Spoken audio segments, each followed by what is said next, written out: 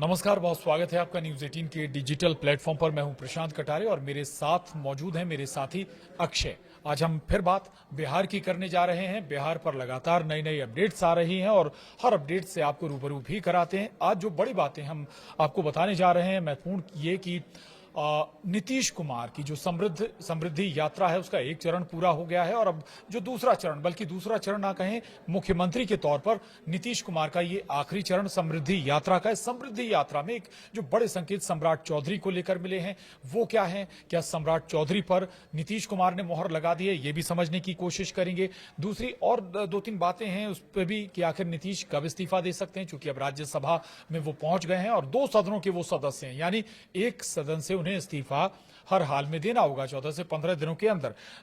ये बात अब किस सदन से वो इस्तीफा देते हैं, ये लगभग तस्वीर साफ है। हालांकि नीतीश के बारे में कयास बहुत ज्यादा नहीं लगाए जा सकते। और तीसरी बात, अगर सम्राट चौधरी पर मोहर वाकई लग गई है तो फिर सम्राट ही क्यों? ये महत्वपूर्ण सवाल हैं। इन सवालों के साथ अक्षय मेरे साथ हैं इनका जवाब लेकर। अक्षय, समृद्धि यात्रा चल रही है, उसमें सम्राट चौधरी सबसे ज्यादा नजर भी आ रहे हैं मुख्यमंत्री नीतीश कुमार के साथ। दूसरा जो लगातार संकेत वो दे रहे हैं, ऐसा लग रहा है कि लगभग उन्होंने ग्रीन सिग्नल दे दिया है सम्राट के लिए। बिल्कुल। बताइएगा क्या क्या हुआ। पूरे बिहार वासियों को प्रणाम, नमस्कार। देखिए, सबसे जो है अहम देखने को मिला, जमुई में नीतीश कुमार पहुंचे थे। समृद्धि यात्रा उनकी चल रही है, तो वहां पर उन्होंने सम्राट चौधरी का जो है कंधे पर हाथ रखा और कहा अब जो काम करेंगे सो यही करेंगे, जो काम देखेंगे अब सो यही देखेंगे। और उन्होंने कहा कि मतलब अब आगे यही सब काम संभालेंगे। और दूसरा कि उन्होंने कहा कि इनका आप समर्थन करें, और उन्होंने कहा हाथ उठा करके जो है समर्थन के लिए ताली बजवाई। तो इस अभी के जो मतलब समय है, नीतीश कुमार का जो समय है, वो लगभग समृद्धि यात्रा का अंतिम चरण कहा जा रहा है। और ऐसे वक्त में नीतीश कुमार जब जो राज्यसभा भी जा रहे हैं, राज्यसभा के सदस्य भी बन चुके हैं, जीत चुके हैं, वो निर्वाचित हो चुके हैं। और ऐसे वक्त में, अंतिम यात्रा के वक्त में, जब सम्राट चौधरी को पीठ थपथपाना या फिर उनके लिए अपील करना, उनके लिए समर्थन मांगना, तो राजनीति में ऐसे वक्त में जो इशारे होते हैं उसके कई मायने होते हैं। तो यही अगर हम मायने निकालते हैं तो कहीं ना कहीं ये क्लियर है कि लगभग सम्राट चौधरी जो है मुख्यमंत्री बनने जा रहे हैं। और नीतीश कुमार भी चाह रहे हैं कि जो आगे का जो काम है वो सम्राट चौधरी ही देखे। आप मतलब मतलब ये नहीं है, पहला ऐसा नहीं है घटना कि अचानक से नीतीश कुमार जाते हैं और जो है सम्राट चौधरी का हाथ उठाते हैं। इसके पहले भी हमने समृद्धि यात्रा के दौरान ही देखा है कि कई बार नीतीश कुमार सम्राट चौधरी का जो है हाथ उठाए, सम्राट चौधरी का पीठ थपथपाए। और आज जमुई में तो उन्होंने क्लियर ही मतलब बहुत सारे वहाँ पे नेता थे, विजय चौधरी भी मौजूद थे, श्रेयसी सिंह थी, और उसके बाद और भी कई सारे नेता थे वहाँ पे मौजूद। वहाँ पे उन्होंने सम्राट चौधरी का जो है पीठ थपथपाते हुए कहा कि अब जो भी है सारा काम यही देखेंगे। तो इसके कई मायने हैं। अब ये मायने क्या है? क्या वाकई में नीतीश कुमार ये लगभग ये कहना चाह रहे हैं, संकेत देना चाह रहे हैं कि अब सम्राट चौधरी जो है मुख्यमंत्री बनने जा रहे हैं? और दूसरा कि एक पहलू और भी जो है कयास लगाए जाते हैं या फिर विरोधी सवाल उठाते हैं। तेजस्वी यादव ने जैसे एक बार कहा था कि सम्राट चौधरी जो है चढ़ाते बहुत हैं, मतलब झाड़ पे बहुत चढ़ा देते हैं, और फिर कब पता चले कि जैसे तेजस्वी यादव ने कहा था कि एक इंटरव्यू में उन्होंने कहा था कि बहुत चढ़ाते, कि तेजस्वी यादव को नीतीश कुमार कहते थे कि अब सारा काम तो तुम ही लोगों को देखना है, जो है तुम ही लोग हो। और बाद में पता चला कि वो बीजेपी के साथ मिल जाते हैं और फिर मुख्यमंत्री नीतीश कुमार होते हैं, और तेजस्वी यादव अभी तो जो है तो ये संकेत तेजस्वी कह रहे हैं कि अभी कुछ और उलट पलट हो सकता लेकिन है। ऐसे भी सवाल उठते हैं, ऐसे भी सवाल उठते हैं। लेकिन वर्तमान स्थिति में अगर नीतीश कुमार को लेकर के बात करें तो नीतीश कुमार उस स्थिति में वर्तमान में नहीं है कि अब कुछ बहुत उलटफेर कर सकते हैं। लेकिन ये भी कहना मुश्किल है कि अभी देखिए, सबसे पहले तो हम बात करते हैं कि नीतीश कुमार कब तक बिहार में है। सबसे बड़ा सवाल, चूंकि राज्यसभा का चुनाव हो चुका है और नीतीश कुमार जीत भी गए हैं, निर्वाचित हो चुके हैं, तो अब ये कब जो है कब तक नीतीश कुमार मुख्यमंत्री रहेंगे? तो सबसे पहले वो बिहार विधान परिषद के सदस्य हैं। ठीक बात है। तो एक सदन में जैसे राज्यसभा के सदस्य वो हो चुके हैं, तो एक सदन से होते हुए दो सदनों में आप जो है जो कानून कहता है, प्रतिनिधित्व कानून जो कहता है कि आप 14 दिन तक जो है दो सदनों का सदस्य नहीं रह सकते हैं। बिल्कुल ठीक तो ऐसे में वो लगभग 14 दिन के अंदर में उनको जो है एक सदन से इस्तीफा देना पड़ेगा। दूसरा कि आखिर तारीख क्या थी, यानी 16 तारीख को जो है नीतीश कुमार जो है जीते थे, राज्यसभा में पहुंचे हैं। तो अब ये 14 दिन उनका लगभग हो जाएगा। तो ऐसे में मुझे लगता है कि समृद्धि यात्रा का जो अंतिम खत्म चरण होने के होगा, बाद खत्म होने संभव के है कि बाद, हाँ, वो नीतीश इस्तीफा दे दे। अच्छा, थोड़ा सा मैं सम्राट चौधरी पर फिर लौटूंगा। सम्राट चौधरी एक तरफ हर समृद्धि यात्रा में समर्थन दे रहे हैं सम्राट चौधरी को, या तो सम्राट चौधरी नीतीश कुमार के भरोसेमंद हैं, विश्वास पात्र भी हैं। दूसरा एक और पहलू भी मैं समझना चाहूंगा कि बीजेपी भी लगातार इन पर भरोसा जताती रही है। संगठन में बड़ी जिम्मेदारी दी गई हो, प्रदेश अध्यक्ष की जिम्मेदारी दी गई हो, तो वो सम्राट चौधरी हैं। संगठन में महत्वपूर्ण भूमिका इनकी रही है सम्राट चौधरी की। दूसरा, गृह मंत्रालय नीतीश ने अपने हर कार्यकाल में अपने पास रखा है, लेकिन इस कार्यकाल में ऐसा हुआ था कि जो गृह मंत्रालय था प्रदेश का, वो सम्राट चौधरी के पास चला गया था। और इसमें कोई ऐसा भी नहीं हुआ था कि कोई बहुत सियासी उठापटक वाद विवाद रहा हो। बड़े आसानी से नीतीश कुमार ने जो गृह मंत्रालय है वो सम्राट चौधरी को दे दिया था। यानी ये बात पहले से लगभग हम मानकर चलें कि सम्राट चौधरी पर भरोसा नीतीश कुमार जताते रहे हैं, और वो भरोसा अब हर समृद्धि यात्रा में दिख रहा है। देखिए, सबसे पहले तो हम ये चर्चा करते हैं कि हम सम्राट चौधरी पे आएंगे। किन किन नामों का चर्चा था जो रेस में थे? तो उसमें सबसे पहले जो अभी भी कहा जाता है कि वो अभी भी रेस में है, तो वो नाम है केंद्रीय मंत्री नित्यानंद राय। बिल्कुल ठीक है, पिछड़े वर्ग से आते हैं। हाँ, ओबीसी और यादव हाँ, समाज से भी आते हैं, यादव वर्ग को भी टारगेट हो सकता दूसरा था। 14% जो है बिहार में यादव समुदाय की संख्या है, जनसंख्या है। तो ऐसे में लालू यादव के काट कहे जा सकते हैं, जैसे कि आपने देखा कि एमपी में किया गया था, मोहन यादव को लाया गया था। तो इस स्थिति में हम नित्यानंद राय का नाम चल रहा था। वहीं पिछड़े वर्ग से दिलीप जायसवाल आते हैं, ठीक है, तो उनका भी नाम चल रहा था। और अगर स्वर्ण समुदाय से बात करें तो वहां पे जो है विजय सिन्हा का नाम चल रहा था कि ये लोग मुख्यमंत्री। लेकिन विजय सिन्हा, आपने जिक्र किया विजय सिन्हा का, तो यहाँ पर एक मुझे लगता है कि शायद विजय सिन्हा का नाम शायद चर्चाओं में भी ना रहे, या कभी उस पर विचार भी ना हो, चूंकि आपने बीजेपी का राष्ट्रीय अध्यक्ष आपने सवर्ण समाज से दे दिया, और वो भी बिहार से दे दिया आपने। तो शायद इस पर विचार ना हो, चूंकि गणित, बिहार का गणित, ओबीसी राजनीति, पिछड़ा अति पिछड़ा वर्ग की राजनीति बड़ी अहम महत्वपूर्ण है। और इसी आधार पर चाहे लालू की राजनीति टिकी हो या फिर नीतीश कुमार की राजनीति टिकी हो, तो ये मानकर चले कि पिछड़ा वर्ग, पिछड़ा अति पिछड़ा, और शायद इसी कैटेगरी से जो भी चेहरा होगा, चाहे वो सम्राट चौधरी हो, नित्यानंद राय होगा इसी कैटेगरी। देखिए, बीजेपी को अगर लंबी लकीर खींचनी है तो जाहिर सी बात है कि वो यादव समुदाय में या फिर यादव ओबीसी वर्ग में जो है वो लालू यादव का काट जो है उनको निकालना पड़ेगा।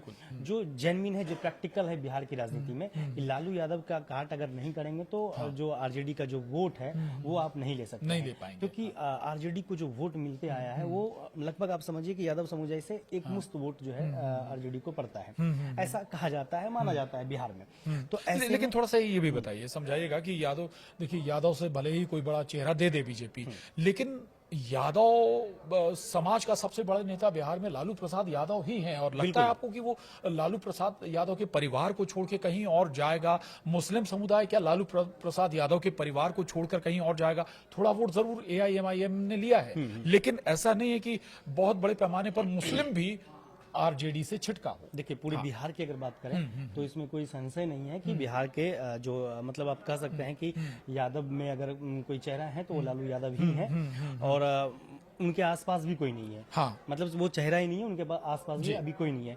लेकिन अगर जिलेवार तरीके से देखेंगे तो कहीं ना कहीं लोग जो है इसका काट निकाल के लाते हैं। अब जैसे पप्पू यादव देखिए, बिल्कुल ठीक, पप्पू यादव निर्दलीय चुनाव लड़े, लेकिन पप्पू यादव कोई अपना जनाधार खुद का कहें कि बहुत बड़ा वोट इकट्ठा कर पाए हो यादव होने के बावजूद, तो ऐसा नहीं दिखता ना। मैं वही कह रहा हूँ कि वो बिहार लेवल पे आप नहीं देख सकते हैं, लेकिन अगर जिलेवार तरीके से देखें तो पप्पू यादव निर्दलीय चुनाव लड़े, तो उनको क्या, वो निर्दलीय चुनाव लड़ने के बावजूद तेजस्वी यादव ने उनका विरोध किया था बजाबते। तेजस्वी यादव ने उनके विरोध के लिए कैंपेन किया, पूर्णिया में सभा किया, फिर भी पप्पू यादव वहां से जीत गए। तो ऐसे मायने में हम कह सकते हैं कि पप्पू यादव हो या यादव कोई चेहरा अगर स्ट्रांग होता है तो कहीं ना कहीं अब ये तो क्लियर है कि लगभग लालू यादव की राजनीति जो है मतलब खत्म। लेकिन उन्होंने विरासत सौंप दी है अपने दोनों बच्चों को।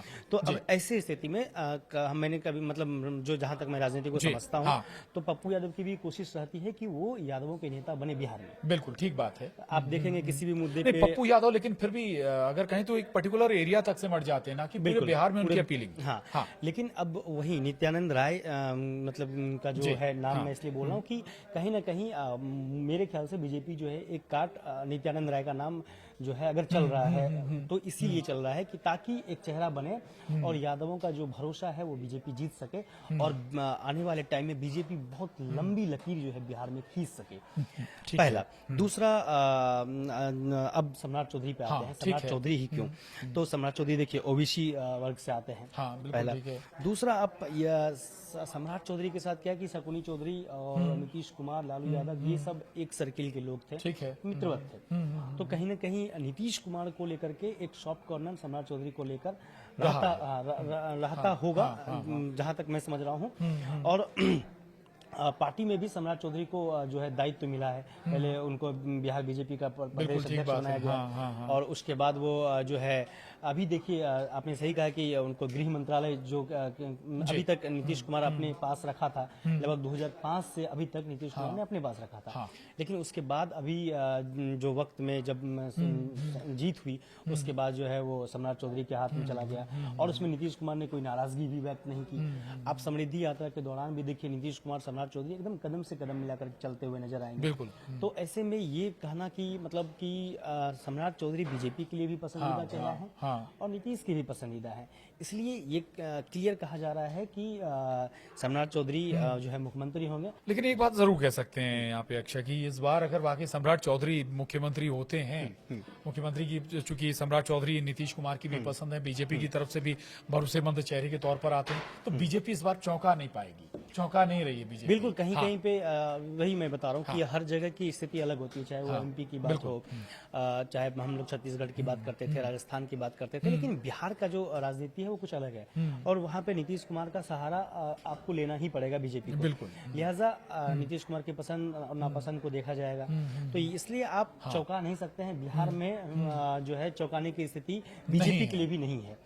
और दूसरी चीज की वो चेहरा अभी तक जो है मेरे ख्याल से इसको समझ में नहीं आ रहा है कि बीजेपी के लिए भी कि अब कौन से चेहरे होंगे। और सम्राट चौधरी को जिम्मेदारी लगातार मिली है बिहार में और नेताओं के मुकाबले। बिहार वो राज्य है जिसको संभालना इतना आसान नहीं है। बिहार या उत्तर प्रदेश जैसे जो बड़े राज्य हैं जहां पॉलिटिक्स, खाटी पॉलिटिक्स होती है, जाति आधारित पॉलिटिक्स होती है और उस जाति का वोट गणित अगर अक्षय हम देखें तो आपको वो बड़ा महत्वपूर्ण होता है, कैलकुलेशन लगाना, और उसके बगैर आप ऐसे राज्यों में आगे नहीं बढ़ सकते। तो उस लिहाज से, उस पैटर्न पे अगर हम बात करें तो सम्राट चौधरी फिट बैठते हैं। देखिए बीजेपी जो है 2005 से जो है गवर्नमेंट में है, बिहार में सत्ता चला रही है जेडीयू के साथ मिलकर के। लेकिन कभी की पोजीशन नहीं, कभी मुख्यमंत्री नहीं रहा है।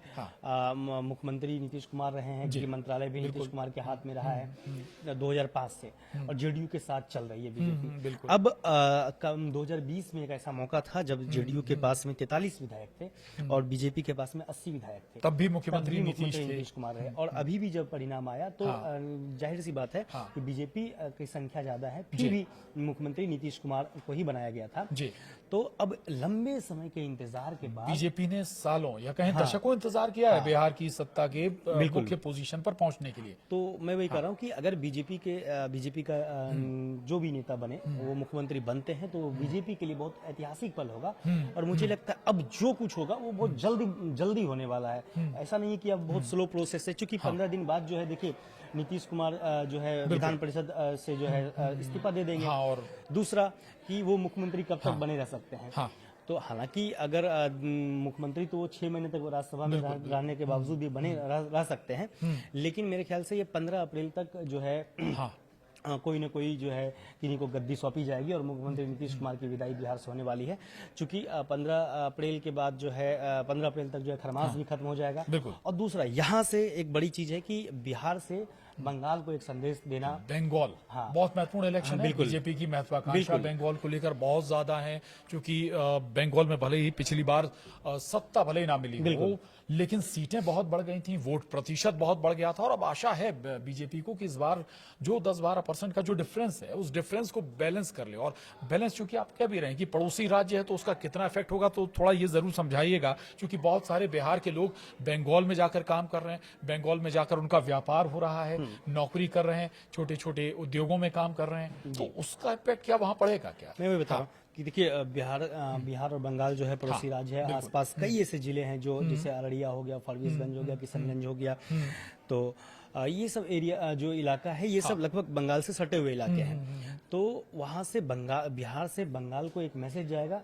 आप समझिए, अगर बिहार में मुख्यमंत्री होते हैं बीजेपी से, बिल्कुल तो बीजेपी के जो कार्यकर्ता बिहार के हैं वो तो उत्साहित होंगे ही, उनमें वो बिल्कुल, ऊर्जावान ठीक तो बात होंगे है। ही। हाँ। साथ ही साथ बंगाल के जो कार्यकर्ता हैं वो भी उत्साहवर्धन उनका भी होगा, वो भी ऊर्जा से जो है मतलब लवरेज होंगे। हाँ। और वो चौगुनी शक्ति के साथ फिर वो मैदान में खड़े हो जाएंगे। बिल्कुल। क्योंकि आप देखिए, अभी तक बिहार में मुख्यमंत्री नहीं हुए थे, हाँ। और बंगाल में भी अभी तक जो है नहीं हुआ कभी। नहीं हुआ है हाँ। कभी। तो इवन ऐसे सत्ता में भी नहीं आई कभी ऐसे BJP। स्थिति में हाँ।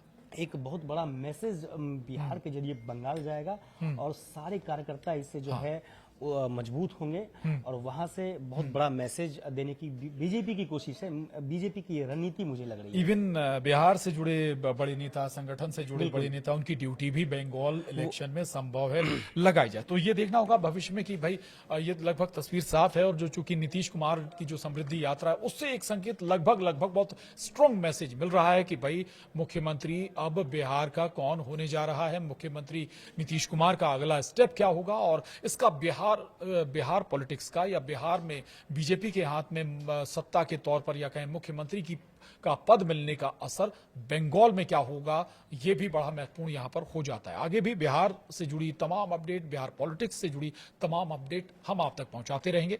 आज के इस वीडियो में इतना ही। नमस्कार।